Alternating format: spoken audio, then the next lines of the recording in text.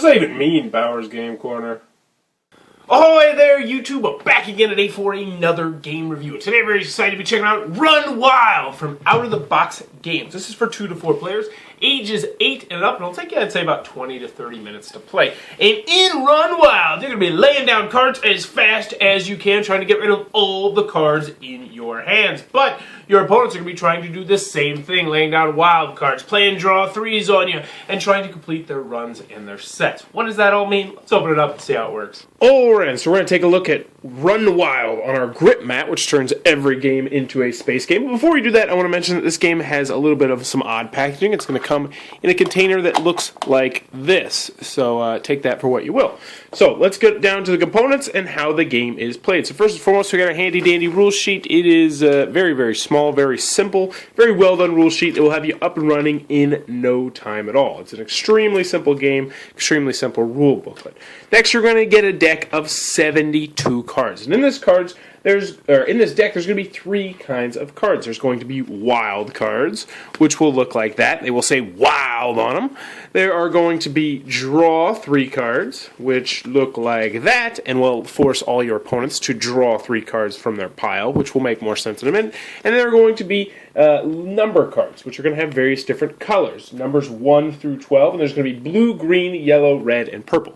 So each card in the deck is completely unique, aside from the wilds and the draw 3s. There's only one red 7, there's only one yellow 9, so on and so forth, and you can use that knowledge when playing the game. But in this game, what you're going to be doing is you're going to be playing over 4 rounds trying to get the lowest score. And you get the lowest score by not having any cards in your hand. You want to try and put all the cards in your hand onto the table, either on your opponent's tableau area or your tableau area. But let's go into how the game is played so you can see exactly what I'm talking about. So, first thing you're going to do is you're going to deal out the cards equally to all players, and then each player is going to draw 8 cards from their deck. We're going to draw a little bit more than 8, so that way we can show you a little bit of an example.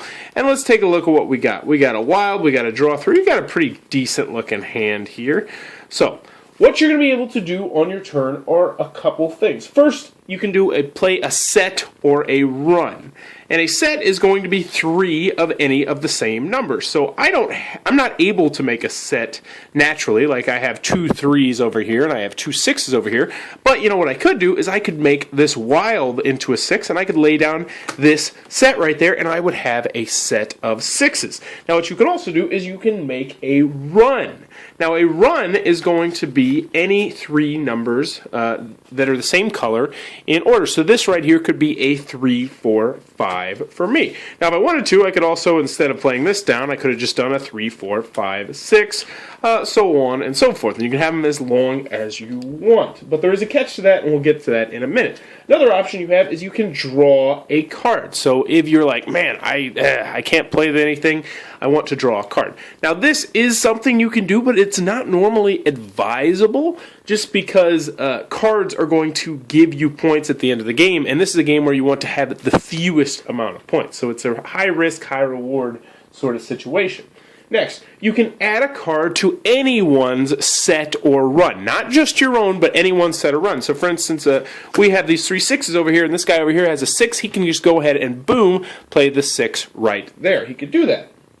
Next, you can take a card for a set or a run, from a set or from a run. This is where the game gets kind of interesting. So let's find the card that I'm looking for. Oh, there we go. That won't work. So let's pretend that I have this 6 in my hand. Now I have a couple options here. If I'm this guy over here and I have this 6 in my hand, I can go ahead and I can exchange this 6 out for this wild and put this wild into my hand. That is completely legal.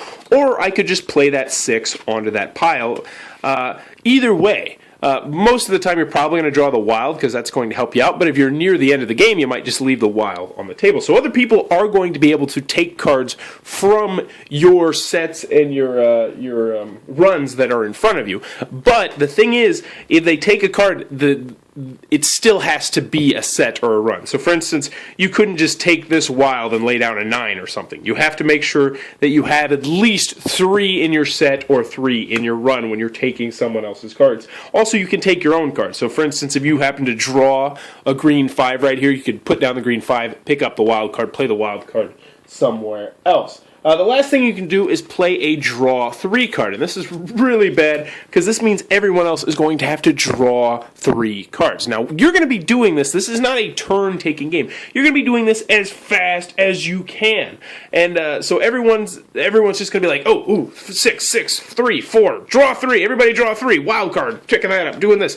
Everyone's going to be doing it at the same time, and your end goal is to try to get all of the cards out of your hand, at which point, if you can successfully get all the cards out of your hand, you're going to yell out. And if you are out, everyone immediately stops. So what happens is you add up the points that are left in your hand. In your hand, not down here. You don't get any points for anything down here. You're going to get points for what's in your hand. And this would be a terrible one to have in your hand.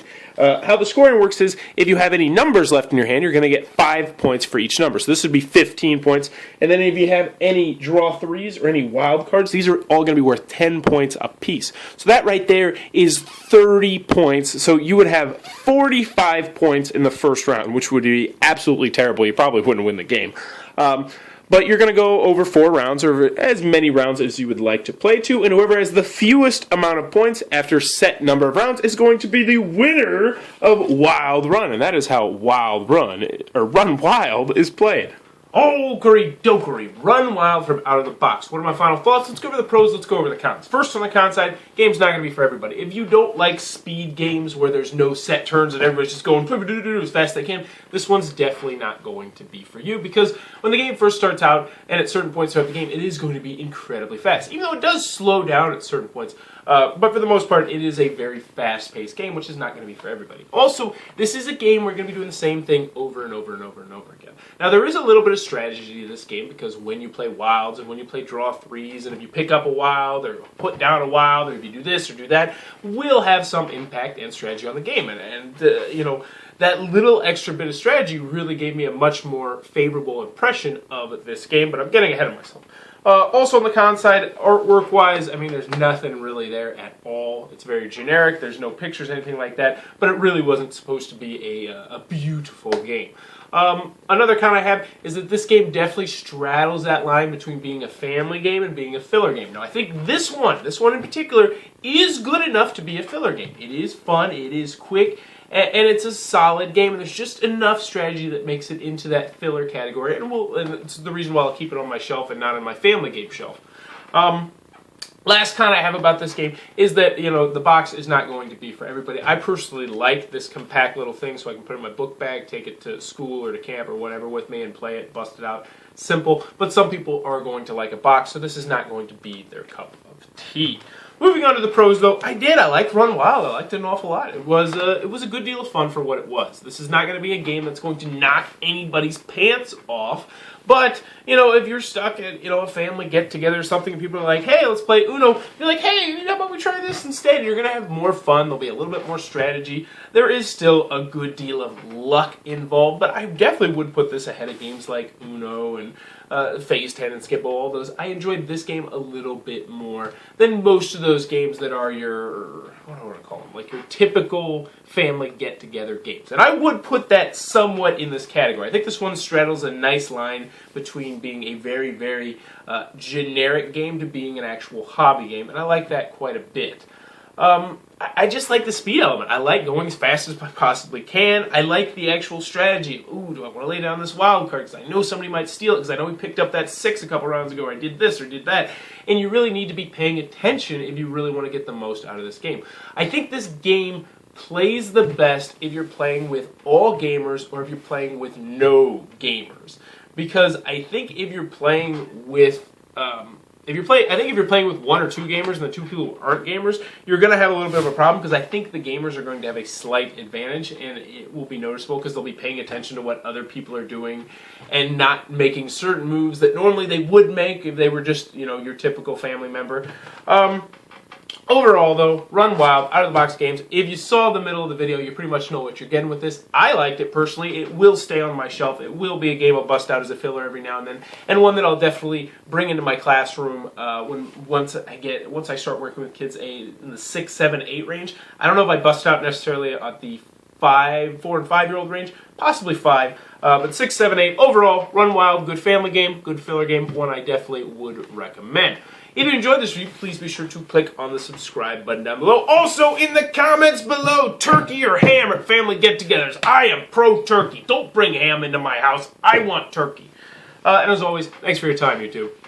That was the review for Run Wild. For more reviews and previews, check back at Bauer's Game Corner.